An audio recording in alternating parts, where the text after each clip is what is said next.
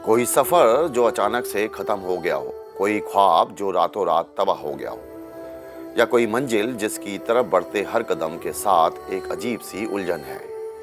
यही कि किस मुकाम तक पहुंचेंगे। कभी सुनी है एक ऐसी प्रेम कहानी जिसमें सब कुछ अंत की ओर है, जहां सिर्फ और सिर्फ आगे अंधेरा है और हैं तो सिर्फ यादें।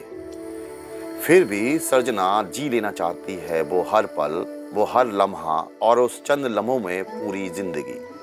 आपने ऐसी कहानी सिर्फ फिल्मों में सुनी होगी, हकीकत में हम आपको आज सुनाते हैं।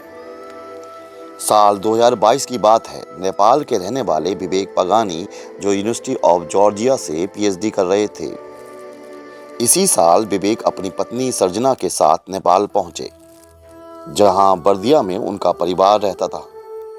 दरअसल विवेक की मां एक गंभीर बीमारी से जूझ रही थी और इसी बीमारी से लड़ते लड़ते उनकी मौत हो गई।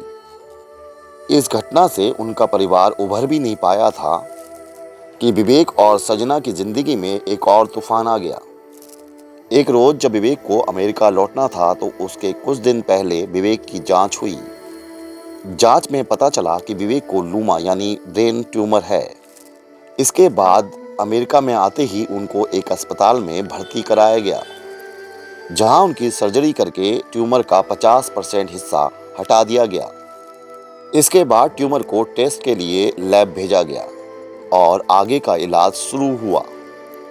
सर्जना की मुलाकात विवेक से तकरीबन 10 साल पहले हुई थी।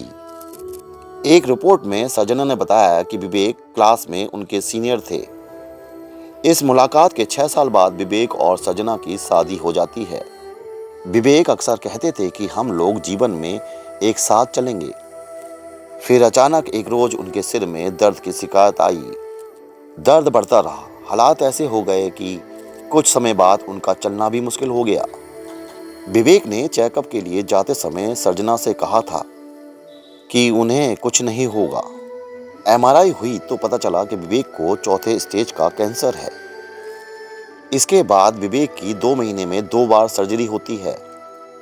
डॉक्टर ने सर्जना को बताया कि विवेक के पास अब सिर्फ 6 महीने का वक्त है। उनका बचना बहुत कठिन है। मानो सर्जना की जिंदगी बिखर सी गई हो। विवेक और सर्जना लिपट कर रोने लगे और फिर सर्जना ने अपनी आंखों के सामने विवेक की हालत को खराब होते देखा। उसके बाद सर्जना उन हालात में अपने कीमती लम्हों को इंस्टाग्राम पर सजोने लगी। तस्वीरों में दिखता है कि उन्होंने अपने पति की खातिर बाल भी कटा लिए, साथ में जन्मदिन बनाया, कोई गाना गुनगुनाया, त्योहार बनाया। छोटी सी जिंदगी का हर पल उन्होंने साथ जिया। फिर खबर आई विवेक के जाने की, इस दुनिया से बाहर।